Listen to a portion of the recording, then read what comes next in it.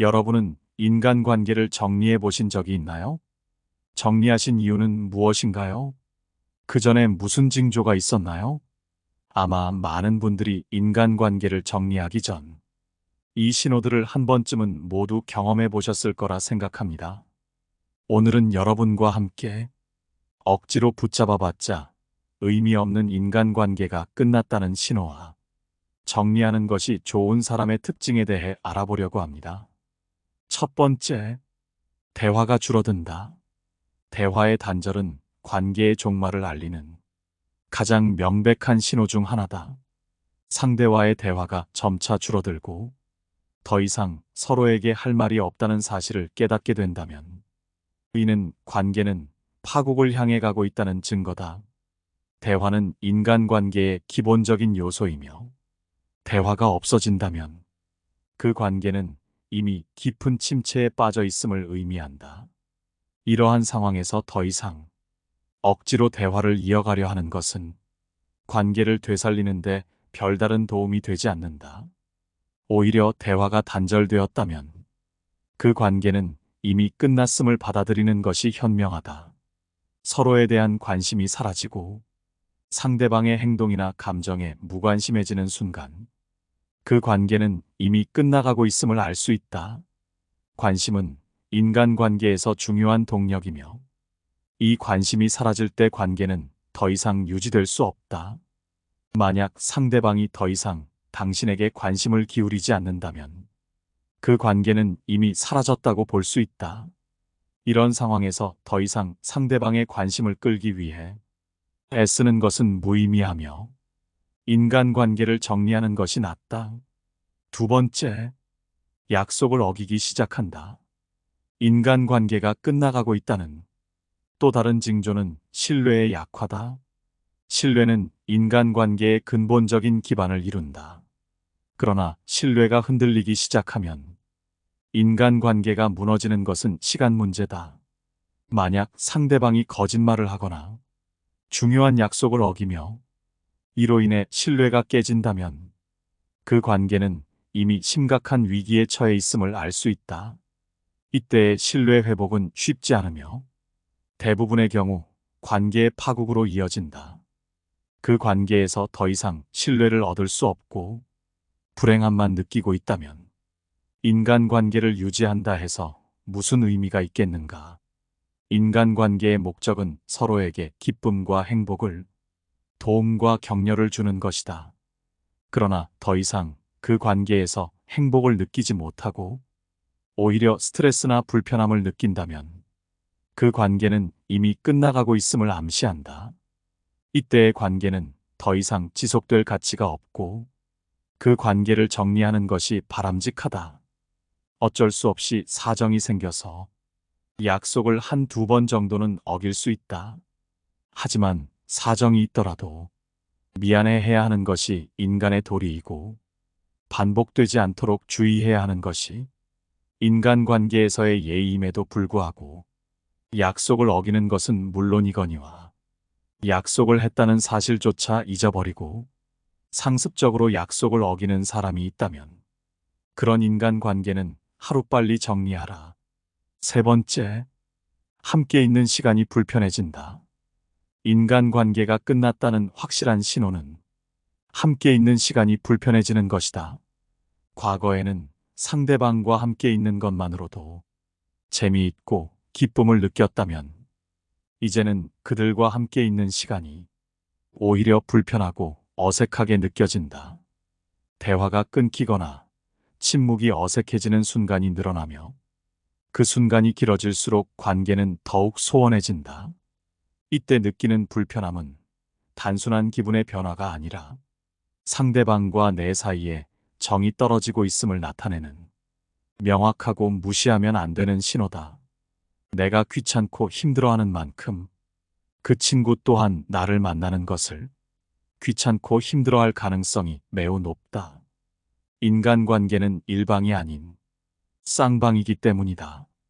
따라서 그와 나 자신을 위해서라도 조금씩 연락을 멀리하며 서서히 거리를 두는 것이 어떨지 진지하게 고민해보는 것이 좋다. 네 번째, 장점으로 보였던 것이 단점으로 보인다. 예전엔 장점으로 보였던 것들이 어느 순간 보기 싫을 때가 있다.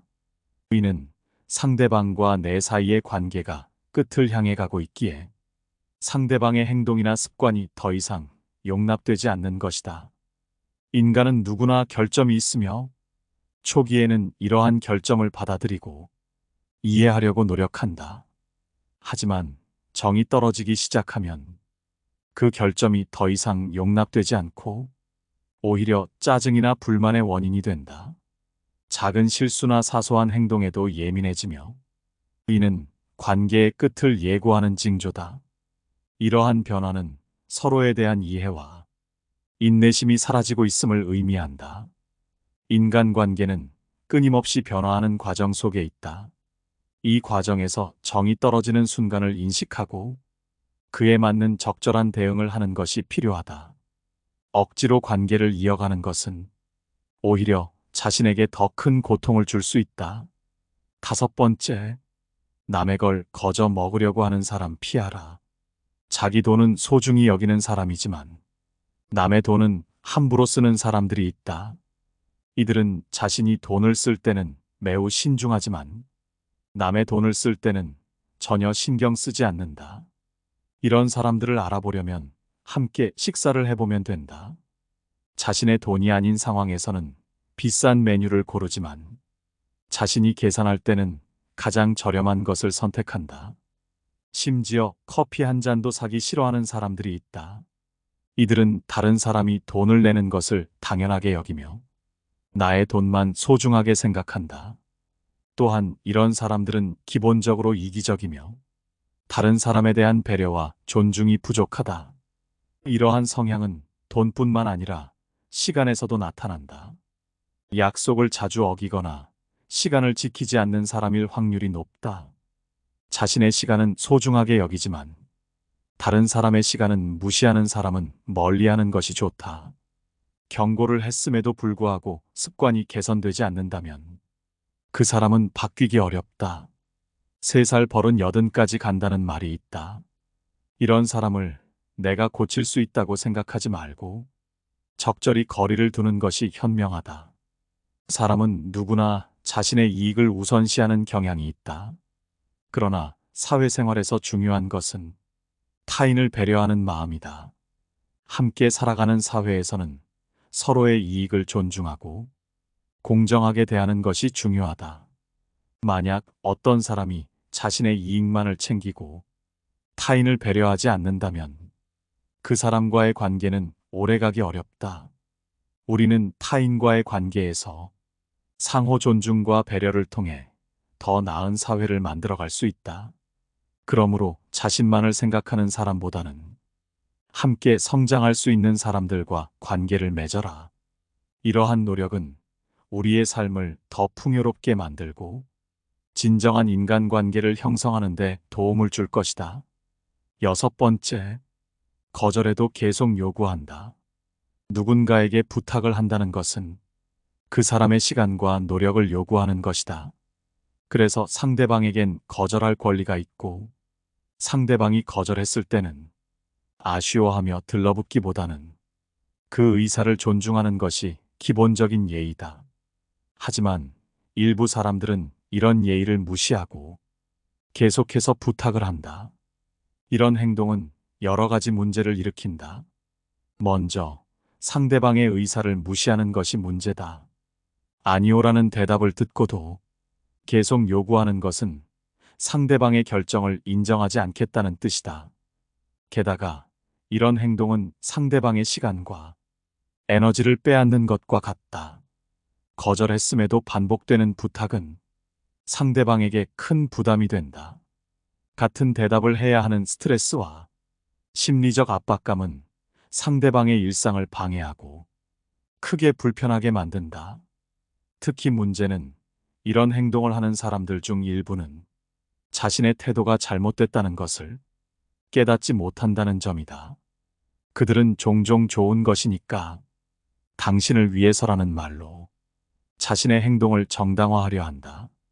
하지만 이것은 자신이 원하는 것을 관철시키기 위한 핑계일 뿐이다. 어떤 사람들은 거절을 협상의 시작점으로 여기기도 한다. 노라는 대답을 들으면 더 강하게 요구하는 경우도 있다. 이들은 상대방이 지쳐서 결국 자신의 요구를 받아들일 때까지 계속 압박한다. 이는 상대방의 의지를 꺾고 자신의 뜻을 관철시키려는 태도와 같다. 이런 행동은 상대방이 쉽게 마음을 바꿀 것이라는 잘못된 생각에서 비롯된다. 이는 상대방의 의지와 판단을 무시하는 처사이다. 또 다른 문제는 지속적인 부탁이 상대방에게 죄책감을 유발할 수 있다는 점이다. 반복되는 부탁을 거절하다 보면 내가 너무 냉정한 걸까? 라는 생각이 들 수 있다. 하지만 이러한 감정은 부탁하는 사람의 잘못되고 반복된 행동으로 인해 생긴 불필요한 감정이다. 이런 사람들과 깊은 관계를 맺으면 우리의 경계가 침범당하고 원치 않는 요구에 시달리게 될 가능성이 높다. 모든 관계에는 적절한 타협과 배려가 필요하지만 그것이 일방적인 강요와 침해로 이어진다면 절대 건강한 관계가 아니다. 따라서 이런 특징을 가진 사람들과는 거리를 두고 자기의 경계를 확실히 지키는 지혜가 필요하다. 7번째, 비속어나 반말을 습관적으로 사용하는 사람 피하라. 대화를 할 때 비속어나 반말을 자주 사용하는 사람들이 있다. 이런 습관은 주변 환경이나 친구들 사이에서 자연스럽게 형성되는 경우가 많다. 특히 비속어는 사용하는 사람의 이미지를 크게 저하시키며 상대방에 대한 무시와 경멸의 표현이 될 수 있다. 이는 결국 상대방을 존중하지 않는 태도로 비춰질 수 있다. 사람을 대할 때 상대방의 상황이나 인격을 존중하는 마음가짐이 필요하다. 이는 비단 말뿐만 아니라 우리의 행동과 태도에서도 드러나야 한다. 비속어나 반말을 사용하는 습관은 상대방에 대한 배려와 존중이 부족하다는 신호일 수 있다. 따라서 이러한 습관을 고치려는 노력이 필요하다. 말은 사람의 마음을 담는 그릇이다. 우리가 사용하는 언어는 우리의 생각과 태도를 반영한다. 따라서 말을 조심스럽게 선택하는 것은 매우 중요하다. 상대방을 존중하는 마음에서 출발한 말은 대화를 더욱 풍부하고 의미 있게 만든다. 반대로 비속어나 반말은 대화의 질을 떨어뜨리고 상대방에게 부정적인 인상을 줄 수 있다. 우리가 일상에서 사용하는 언어는 우리의 인격과 가치관을 반영한다. 따라서 우리의 말이 상대방에게 어떤 영향을 미칠지 고민하며 상대방을 존중하는 마음을 담아 말을 해야 한다. 이는 단순히 말뿐만 아니라 우리의 생각과 태도에서도 나타나야 한다. 상대방을 진심으로 존중하고 배려하는 마음이 있다면 자연스럽게 우리의 언어 사용도 변화할 것이다. 비속어나 반말을 사용하는 습관은 우리가 상대방을 어떻게 바라보고 있는지를 반영한다. 상대방을 진심으로 존중하고 이해하려는 노력이 중요하다. 이러한 노력을 통해 우리는 더욱 의미 있는 대화와 관계를 만들어갈 수 있다. 평소에는 그렇지 않다가도 친한 친구와 통화를 하면서 갑자기 비속어를 사용하는 사람들이 있다. 이런 행동은 친근감을 표현하고자 하는 의도일 수 있으나 주변 사람들이 듣게 되었을 때 그 사람의 이미지나 수준이 낮아 보일 수 있다. 따라서 이러한 행동은 가능한 자제하는 것이 좋다. 사람은 누구나 자신의 말과 행동으로 평가받는다. 우리가 사용하는 언어는 우리의 생각과 가치관을 반영하며 이는 결국 우리의 인격을 나타내는 중요한 부분이다. 비속어를 사용하는 것은 순간의 감정이나 친근감을 표현하고자 하는 의도일 수 있으나 이는 상대방에 대한 존중과 배려가 부족하다는 인상을 줄 수 있다. 특히 친한 친구와의 대화에서조차 비속어를 사용하는 것은 그 사람의 언어 습관이나 태도에 문제가 있음을 나타낼 수 있다. 이는 단순히 친구 사이의 문제가 아니라 사회적인 관계에서도 부정적인 영향을 미칠 수 있다. 따라서 우리는 언제 어디서나 상대방을 존중하는 마음을 가지고 말을 해야 한다. 8번째, 성격이 오락가락하는 사람 피하라. 성격이 돌변했다가 갑자기 따뜻하게 다가온다. 많은 사람들은 선과 악, 즉 착한 사람과 나쁜 사람의 경계가 명확하다고 여긴다. 그러나 실제로는 이 경계는 흐릿하다. 특히 자신의 이익을 위해 타인에게 접근했다가 이용 가치가 사라지면 갑자기 차가운 태도로 돌변하는 사람들이 주변에 존재한다. 이들은 인간관계를 사람과 사람 사이의 감정이 아닌 오로지 이익과 손해의 관점에서 바라본다. 상대방과의 관계는 자신에게 어떤 이익을 가져다 주는지, 그 이익이 언제까지 지속되는지에 따라 관계를 유지하는 기간이 달라진다. 때로는 자신의 이익을 위해 착한 척하며 다가왔다가 상대방의 이용 가치가 사라지면 무서울 정도로 차갑게 돌아서는 사람을 만나기도 한다. 특히 못되고 영악한 사람들은 이 패턴을 반복하며 차갑게 돌아섰다가 다시 이용해 먹을게 보이면 다시 착한 척하며 다가오는 행동을 보인다. 보통의 사람들은 상대방을 속이거나 이용했을 때 미안함, 부끄러움, 양심의 가책을 느끼지만 이런 못되고 영악한 사람들은 미안하다는 감정 자체를 느끼지 않는다. 그들에게는 상대방을 이용하는 행동 자체가 아무 문제가 되지 않으며 그때는 내가 실수했어 정도로 치부한다. 이로 인해 발생하는 결과나 상대방의 감정에 대해서도 무감각하다. 이러한 사람들은 인간관계에서 상처만 주는 사람이므로 반드시 피해야 한다.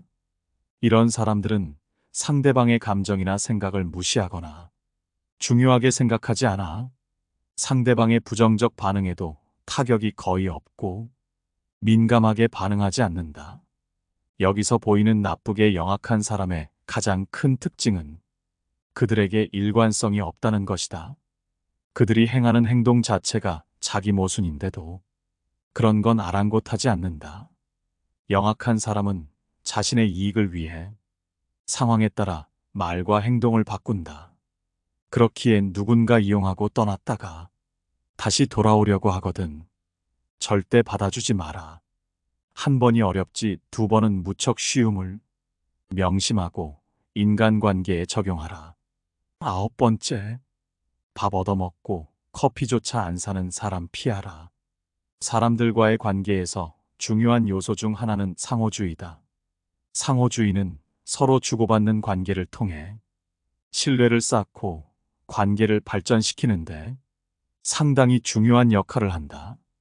하지만 이러한 상호주의가 무시되는 경우 관계는 일방적으로 변질되며 결국 불균형과 불만이 쌓이게 된다.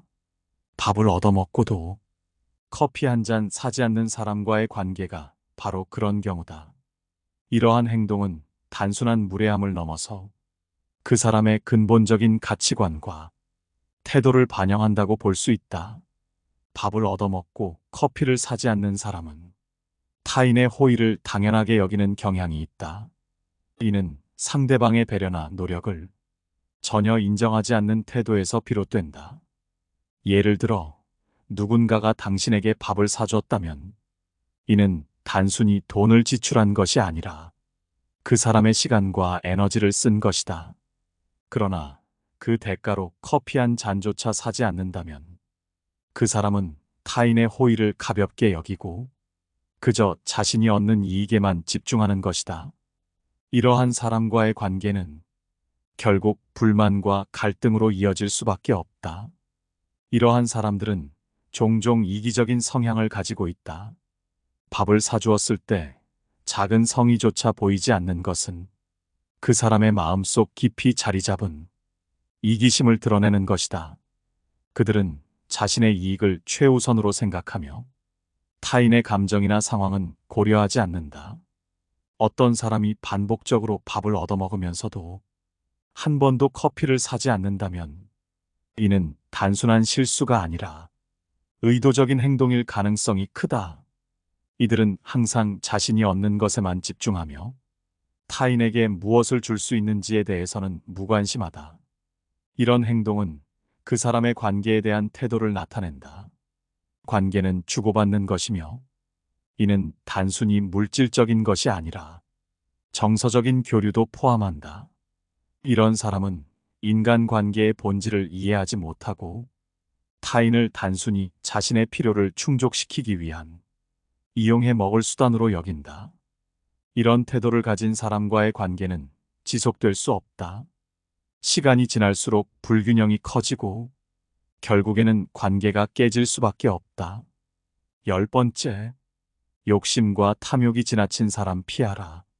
이들은 매사에 자신의 욕구나 이익을 위해 자기 중심적인 행동을 취하고는 한다. 이러한 사람들은 대개 자기 중심적이며 자신의 이익을 최우선으로 생각한다.